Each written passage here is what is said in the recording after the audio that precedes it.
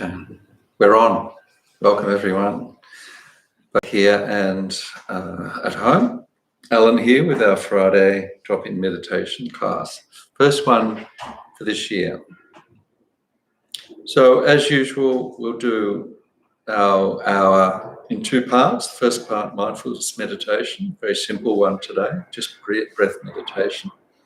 Second one will be a meditation on appreciating our human life and more. So some words of encouragement from Lama Yeshe. Always good to start with these encouraging words from When the Chocolate Runs Out.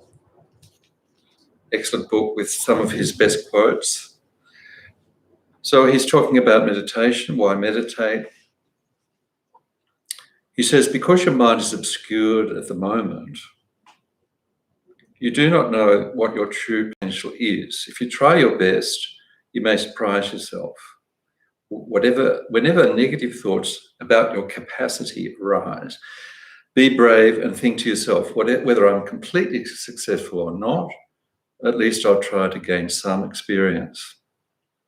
It could be that your attempts at meditation have been full of distraction, and suddenly some potential ripens. And giving you the surprising ability to make enormous use of the tools of meditation. To integrate these techniques into your own experience, you have to go slowly, gradually. You can't just jump right in the deep.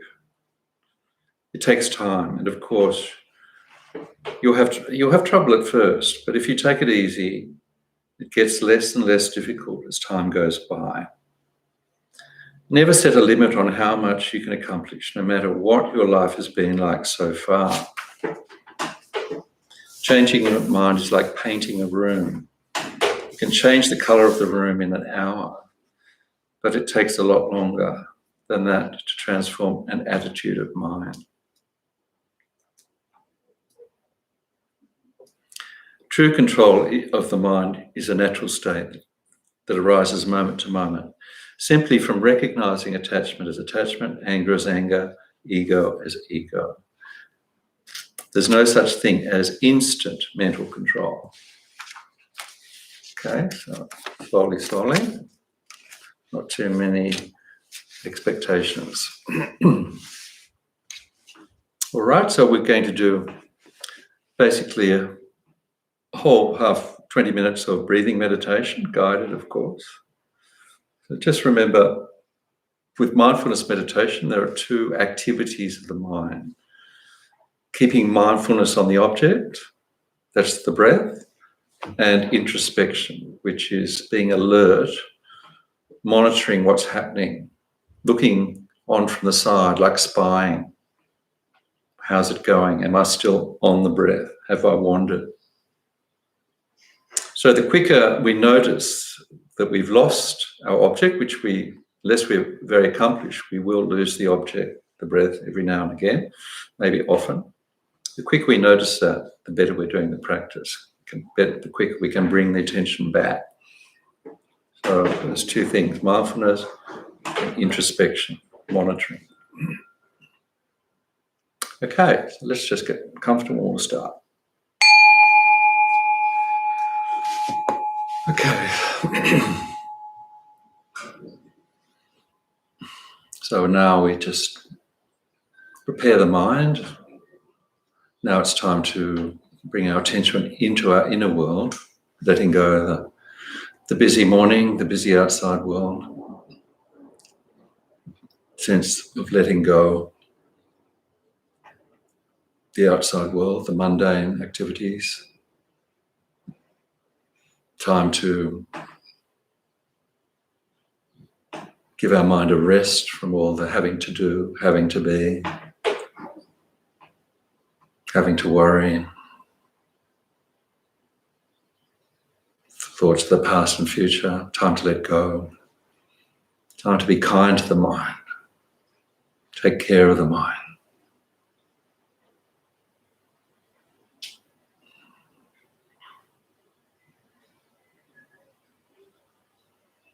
Also our motivation, checking the direction of our mind. It's not purely for our own benefit, this practice, but it's also to benefit others,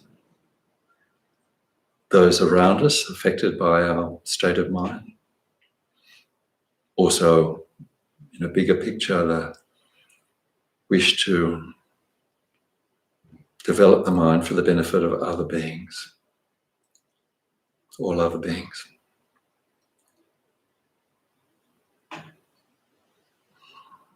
Now we come into the body. Are we comfortable on the cushion or the chair or the floor? We could be lying down, sitting on a chair, cross-legged on the cushion. We have the back reasonably straight, shoulders comfortable.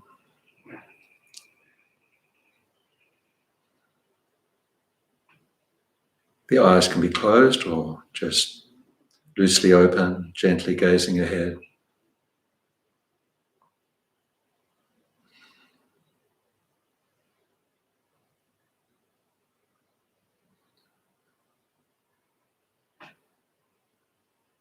The muscles around the eyes and the face are soft.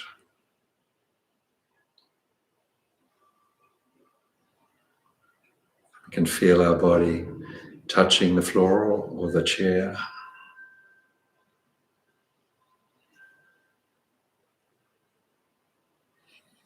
We can use the out-breath to imagine us letting go or the physical holding on of the body or the tension in the body.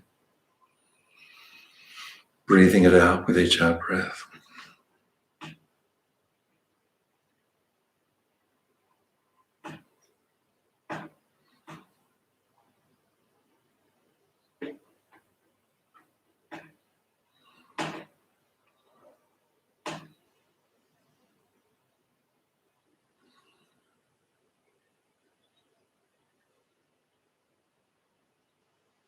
Feel that with each out-breath we're relaxing more deeply.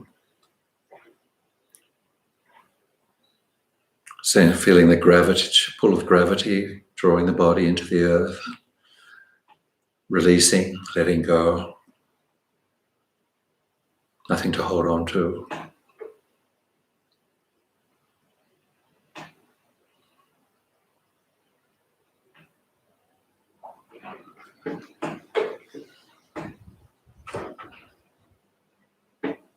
Time to let go.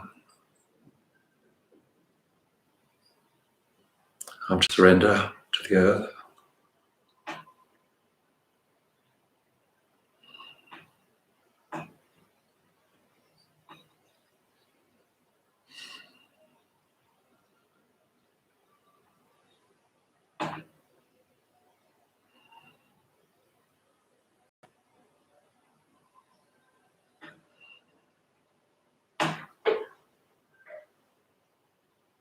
Now, just giving most of our attention to the breath, how the breath enters and leaves the body.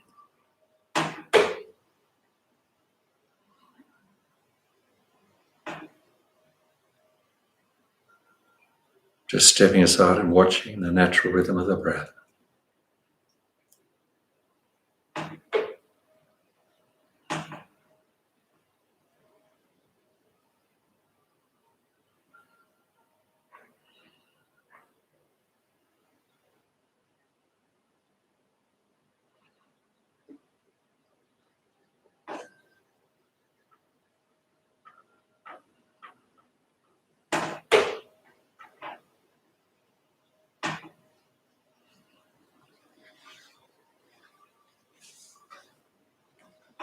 Allowing our mind to let go of the distractions and to rest on the breath, coming home to the breath, a natural movement of the body, a natural function.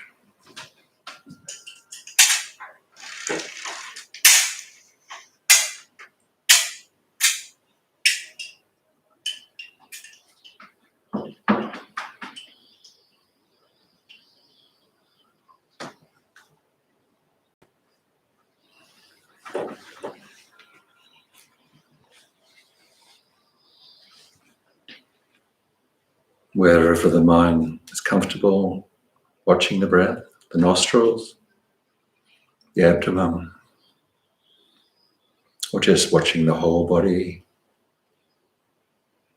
Find that comfortable focus and rest there, stay there.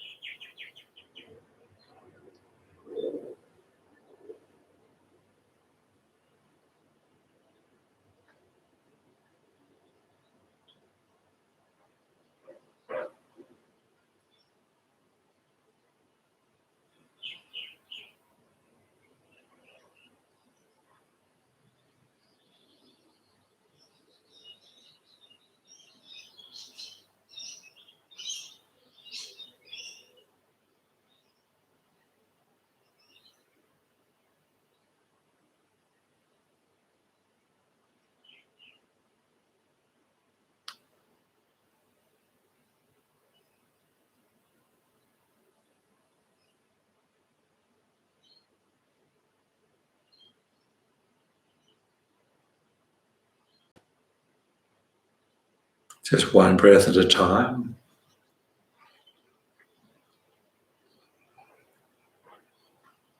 Staying with each breath, full flow of the in-breath, and following the out-breath all the way out.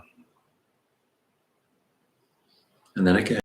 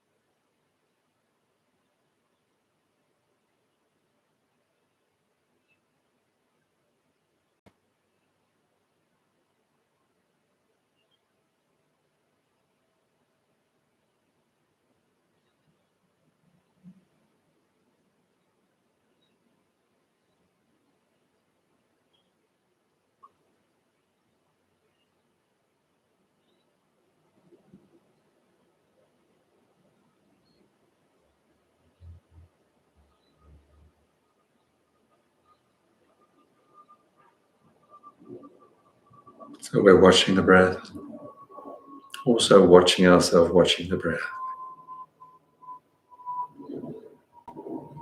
If we notice we've lost the breath, that's good. We've noticed. We let go of that thought, that sound. Relax and patiently come back to the breath.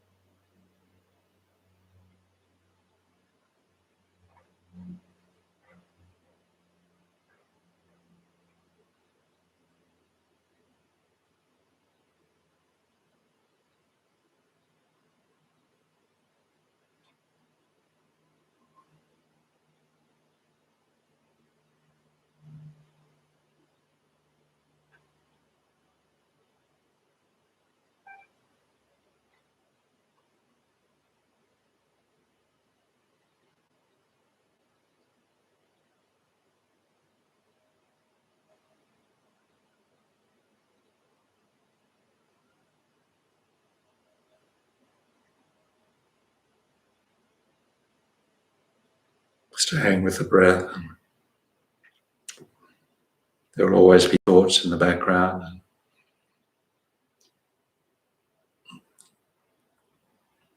but we don't follow them. We let them dissolve back where they came from and come back to the breath.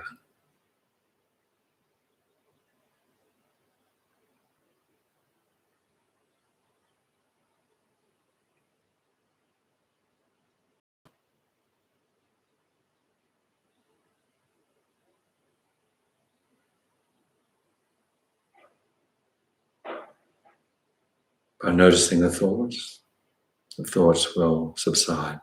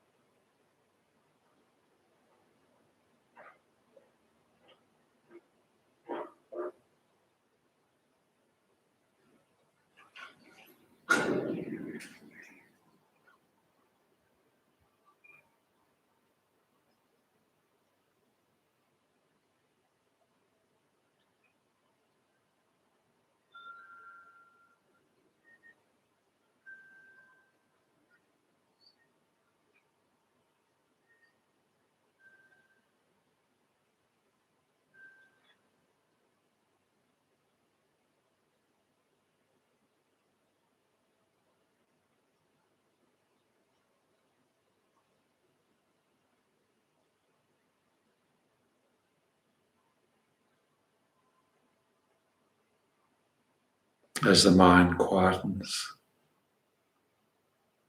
we can more easily stay with the breath. Effortless effort on the breath.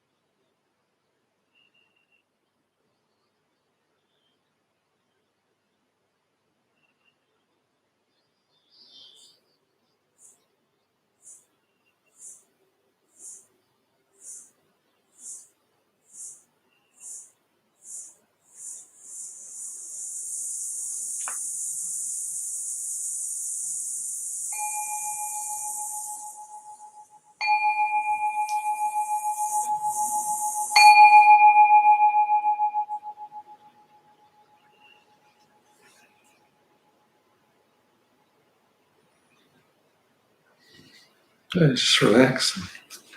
Have a stretch if you need to.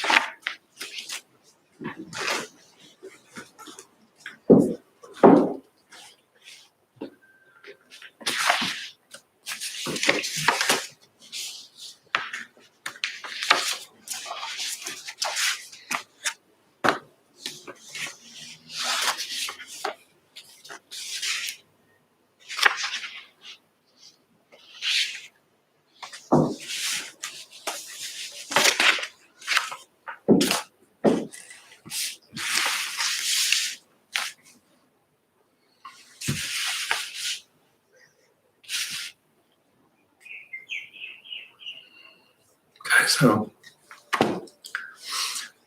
so the second practice is basically appreciating our human rebirth, which we've done many times before. It's quite an uplifting practice. So this is where we just remind ourselves of our good situation. A little bit of background from Lam Yeshe on this practice. I can find my spot.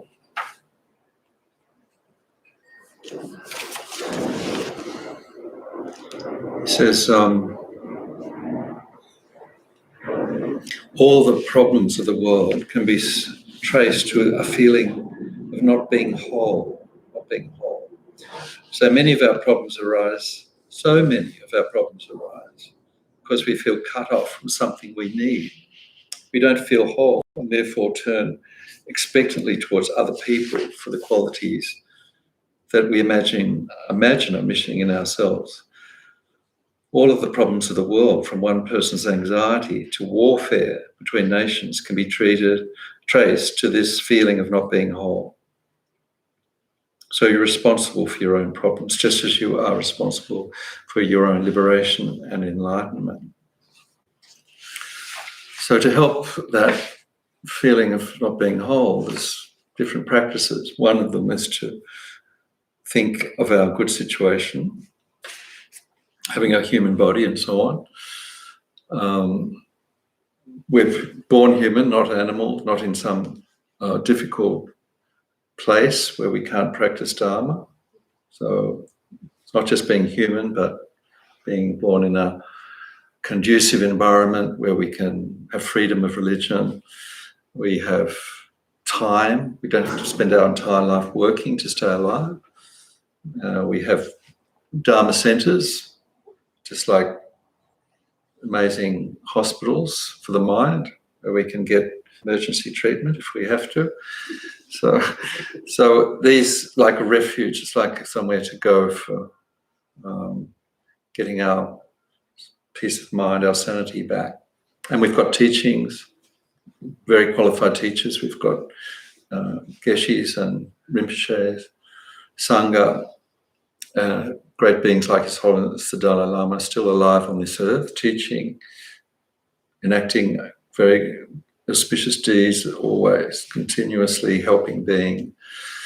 So the other thing, this practice was also taught by Geshe Zopa when we were doing a tour of Borobudur, but he added a few things to it. He added considering all the good things we've done in our lives since childhood.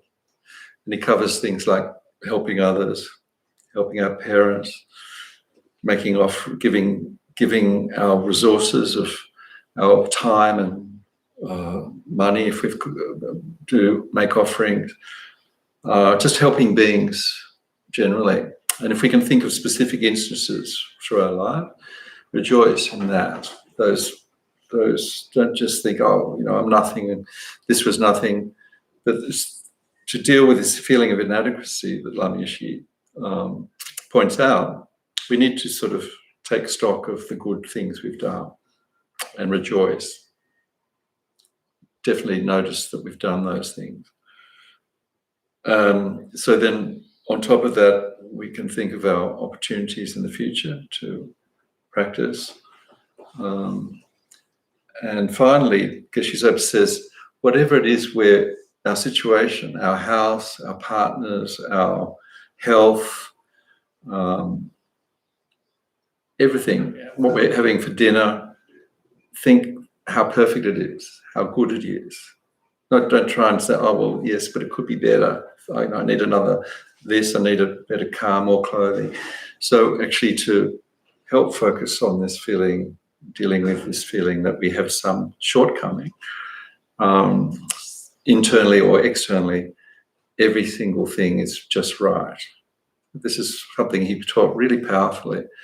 So every aspect of our life, our neighbours, our garden, our pets, our house, everything's fine. So this is good. Something probably quite unusual for us to do. We're normally looking for how things can be better. So that's basically the practice, very powerful practice. So let's give it a go. Okay, get comfortable.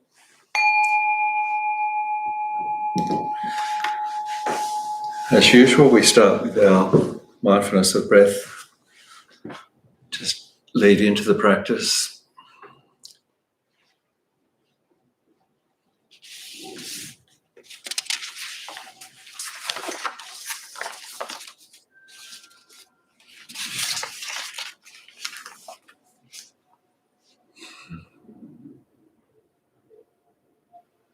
Letting go of distractions, coming back to that calm, aware state from the first practice.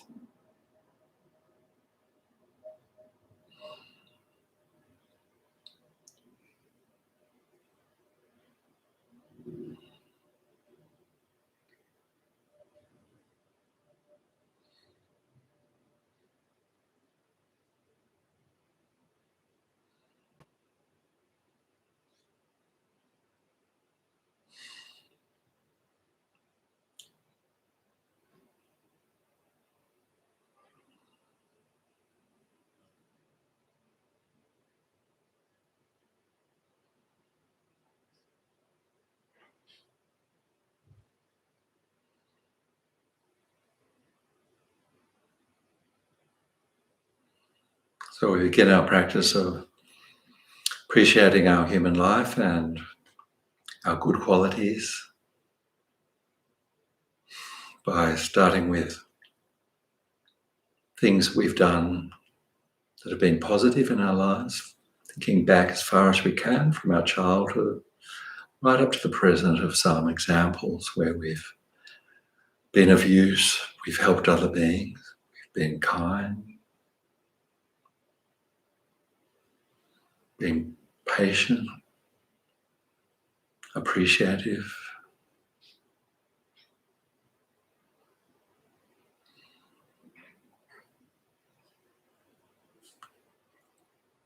Examples where we've helped other beings in difficult situations.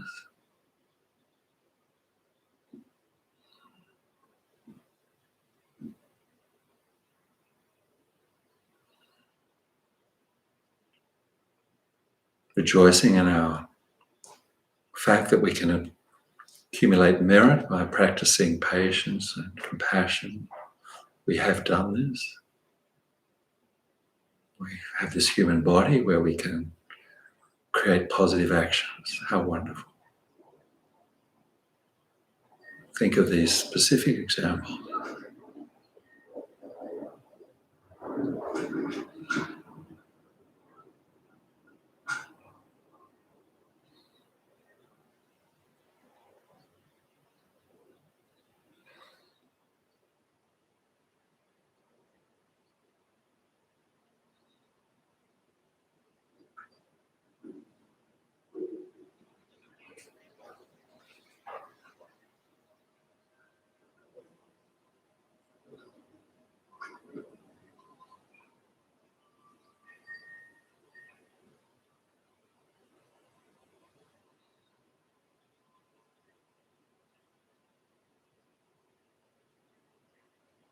Notice any resistance we have to acknowledging good deeds we've done, good thoughts, good actions, good practices,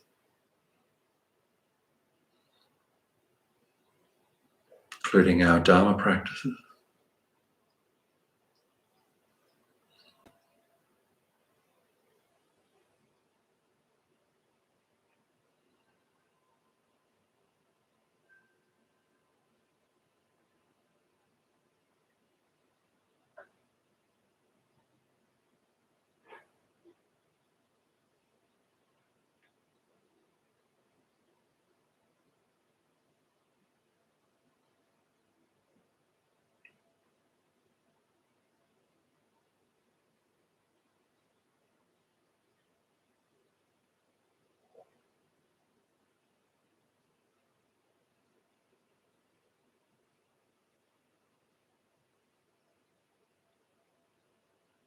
We also appreciate the human life we have, allowing us to do practices and benefit others, human body, human brain.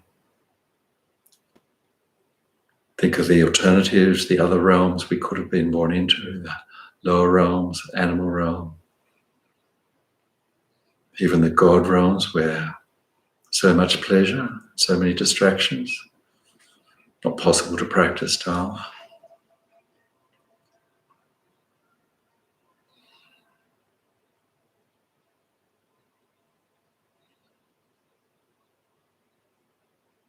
Only with the human body can we practice the path and gain liberation.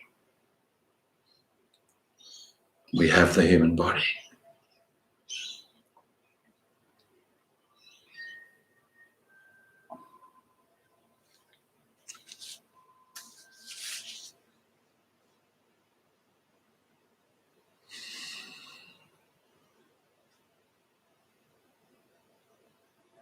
Unlike so many other beings who have a human body,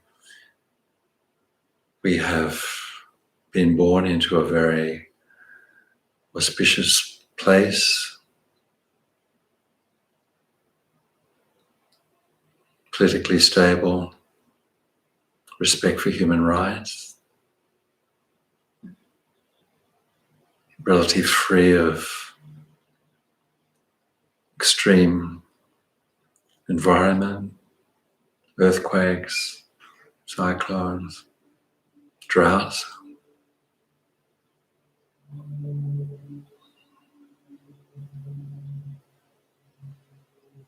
Enough food, clothing, shelter.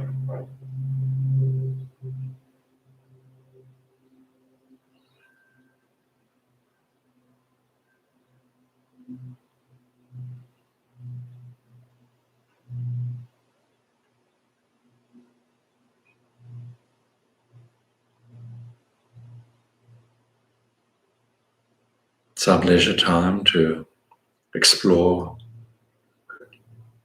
spiritual practices and things beyond the mundane. Think of the alternatives, those who have to spend their entire lives working to stay alive.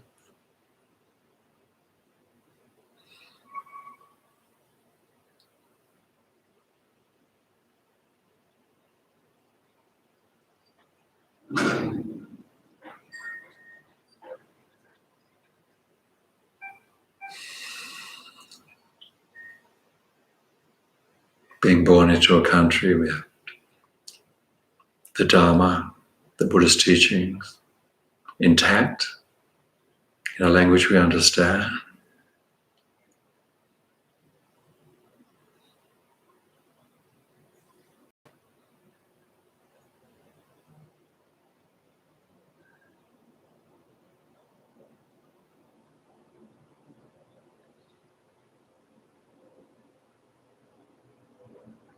How recent this has been, just in our lifetime, the Dharma has come to the West.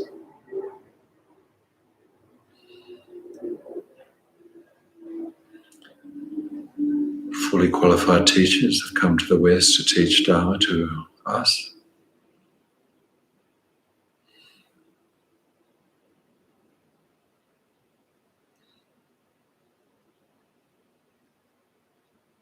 Thinking of our gurus, the centres where our teachers, qualified teachers teach.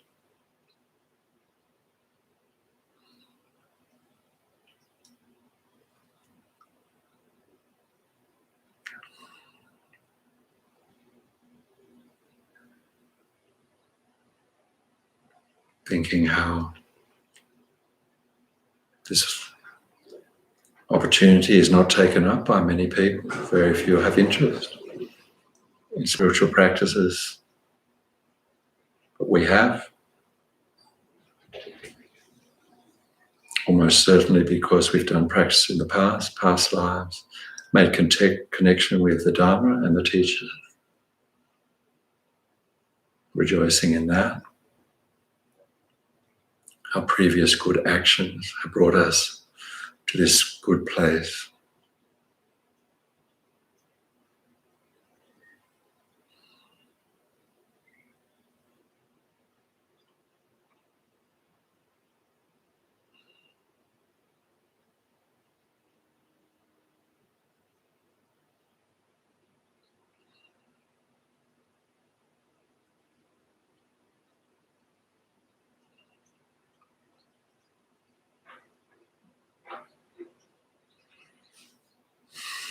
Now thinking our feelings of inadequacy, our self-judgments, our disturbing thoughts, anger, impatience, attachment are all in our minds, but they're not who we are. They're impermanent.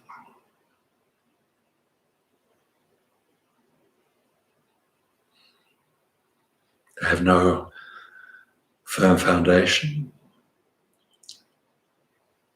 They can be eradicated completely.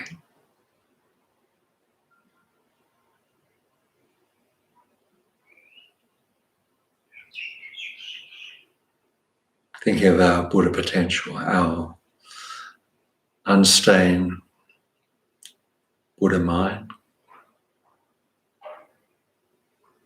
like the sky behind the clouds. It's there.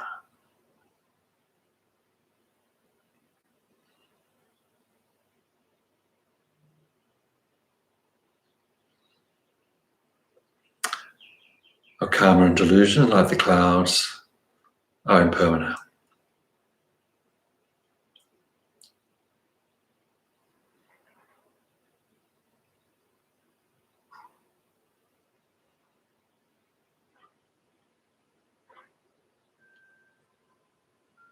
We can remove their causes by practicing the path and reveal the Buddha potential, the Buddha mind.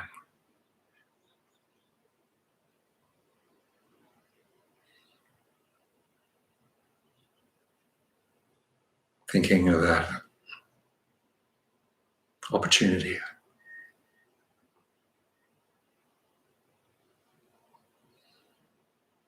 With this human body,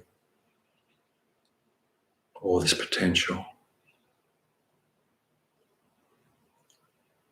How wonderful, rejoicing in that.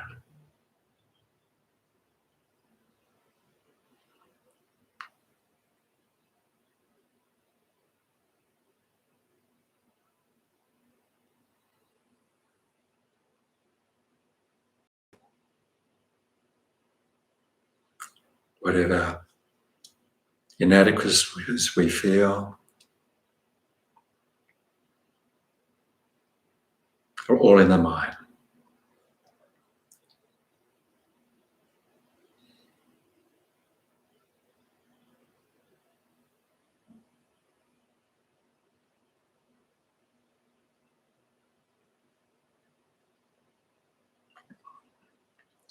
The solution is also in our mind.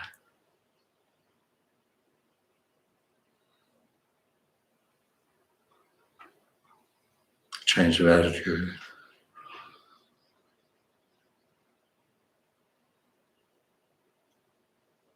following the words of our teachers.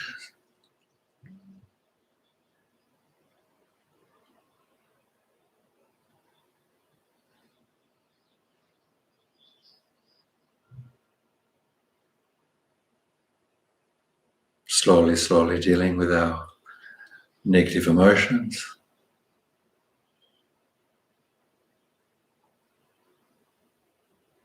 avoiding negative actions, and practicing positive action.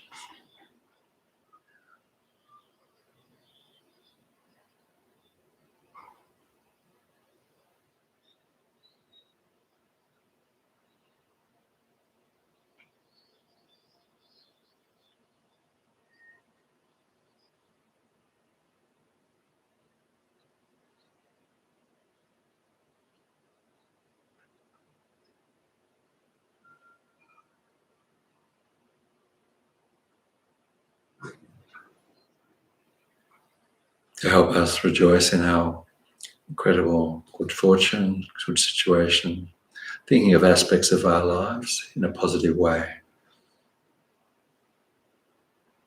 thinking of our place where we live, our house, our environment,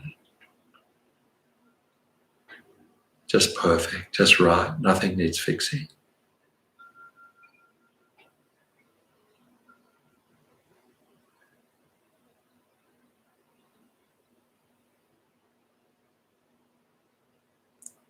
Thinking of our friends,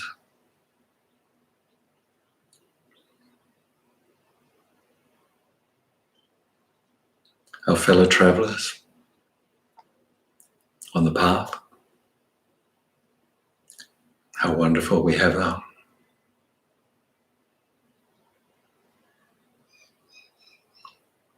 These beings are just right for us.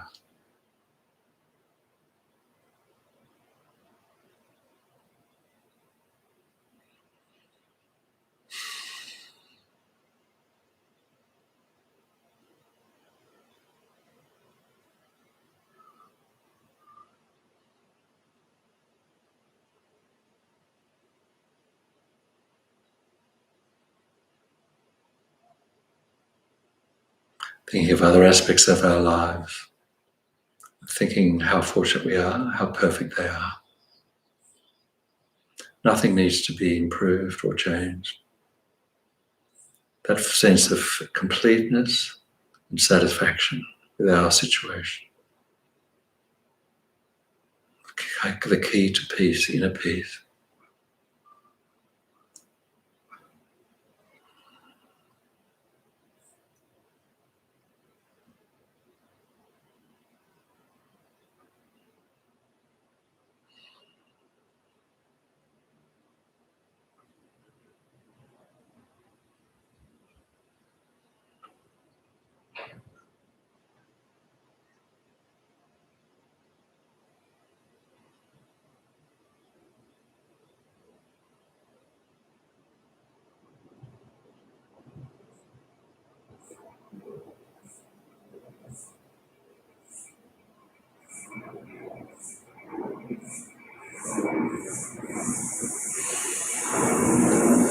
Also rejoicing in the fact that we've met the teachings, the Dharma path.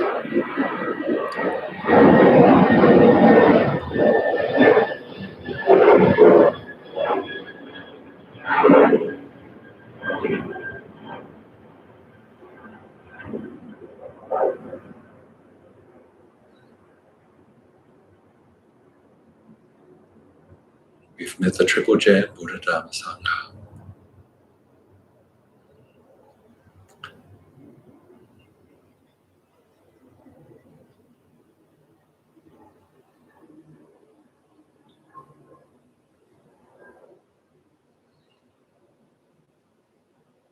By practicing teachings, we can attain liberation in this life.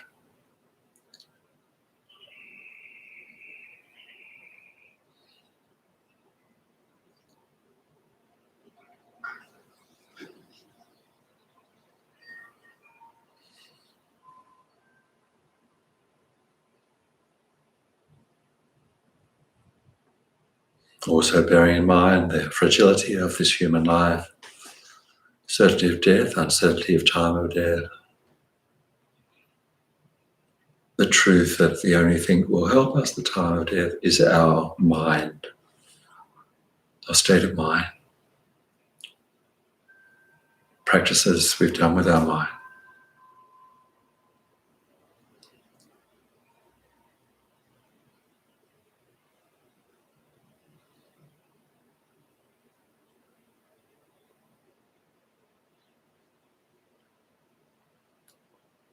So in conclusion, we can rejoice in our extraordinary good fortune, our good situation, our sense of contentment, satisfaction,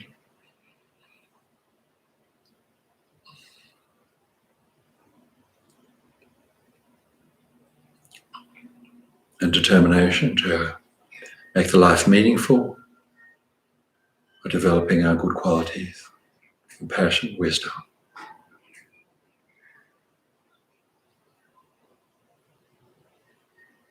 As much as possible, avoiding negative actions, following the advice of our teacher.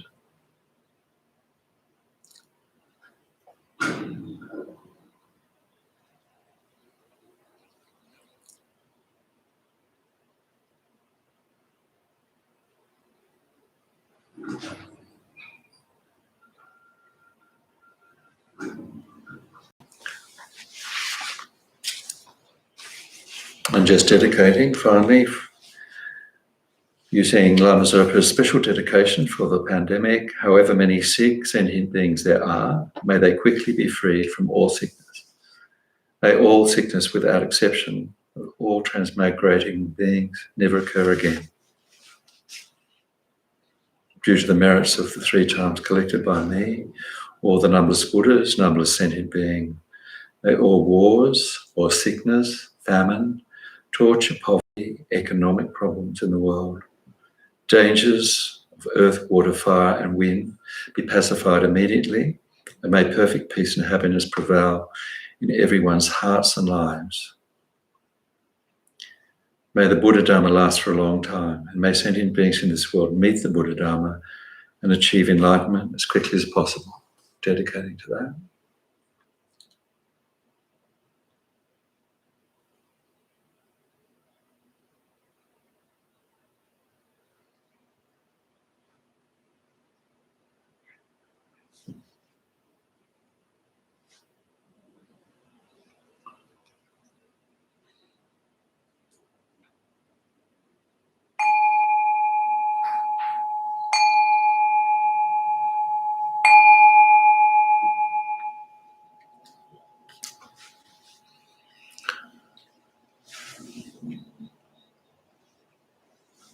Okay, so thanks so much for being here. Thank you. Great to see you all. And for those out there in cyberspace, thanks for being there. Hope to see you next week, same time. Have a great week. Stay well.